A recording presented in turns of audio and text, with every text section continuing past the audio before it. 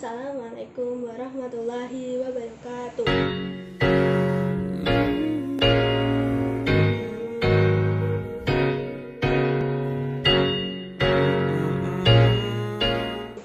Perkenalkan, nama saya Akmalia Anissa Putri Utami dari Sangga Pendobrak Ambalan Cutnyadin 5. Di sini saya akan menjelaskan tentang TKK wajib. TKK adalah tanda yang diberikan kepada peserta didik yang telah memenuhi syarat kecakapan khusus atau SKK. TKK untuk golongan pramuka penggalang memiliki tingkatan, yaitu TKK Purwa, TKK Madya, dan TKK Utama. Berikut adalah syarat SKK 10 TKK wajib golongan pramuka penggalang. Yang pertama, TKK menabung. Untuk mencapai tingkat Purwa, seorang pramuka harus 1. Telah mencapai SKK penabung untuk siaga. Kedua, seluruh atau sebagian uang yang ditabung dalam buku tabungannya adalah uang yang diperoleh dari hasil usahanya sendiri. Ketiga, dapat membantu mengurus administrasi buku-buku tabungan pramuka di perindukan siaga atau pasukan penggalang. Untuk mencapai tingkat madya, seorang pramuka harus yang pertama telah memenuhi SKK penabung tingkat Purwa. Kedua, dapat menjelaskan kepada pramuka lain cara menabung dan dalam bank lewat tabasan, buku tabungan pramuka, atau buku tabungan pelajar. Yang ketiga, dapat menjelaskan kepada pramuka lain perbedaan antara menabung di celengan dan menabung di bank lewat tabanas, buku tabungan pramuka, atau buku tabungan pelajar. Untuk mencapai tingkat utama, seorang pramuka harus yang pertama telah memenuhi SKK penabung tingkat madya.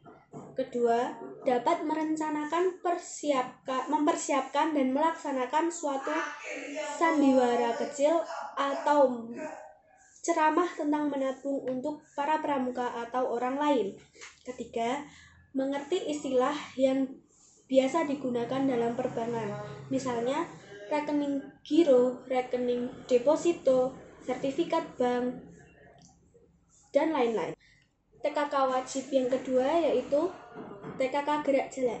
Untuk mencapai tingkat Purwa, seorang pramuka harus 1. Mengerti cara dan telah melakukan dengan baik sikap, berdiri, jalan, atau secara lambat, start waktu berlomba gerak jalan. Kedua, mengerti cara mencegah dan merawat lepuh kaki, cara beristirahat selama dan sesudah gerak jalan. Ketiga, pernah mengikuti gerak jalan secara kelompok atau perorangan sejauh 10 km untuk putra dan 8 km untuk putri. Dilakukan sedikitnya 2 kali. Untuk mencapai tingkat madya, seorang pramuka harus 1. Telah memenuhi SKK gerak jalan tingkat Purwa. 2. Mengerti cara dan telah melakukan pengaturan napas, langkah, dan pengaturan yang berlaku bagi lomba gerak jalan umum.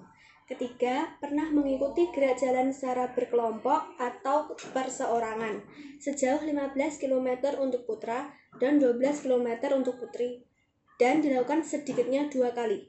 Yang keempat, mengerti cara mencegah dan merawat peserta gerak jalan yang hilang semangat, kejang, dan termasuk sinar matahari. Untuk mencapai tingkat utama, seorang pramuka harus 1. Telah mengikuti SKK gerak jalan tingkat madya. Kedua, mengerti cara dan telah membiasakan diri untuk latihan berjalan kaki setiap hari, sekurang-kurangnya 2 km.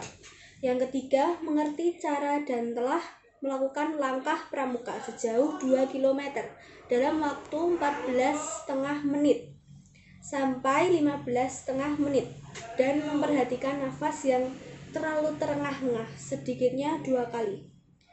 Keempat, pernah mengikuti gerak jalan secara kelompok atau perseorangan sejauh 25 km untuk putra dan 15 km untuk putri dan dilakukan sedikitnya 2 kali.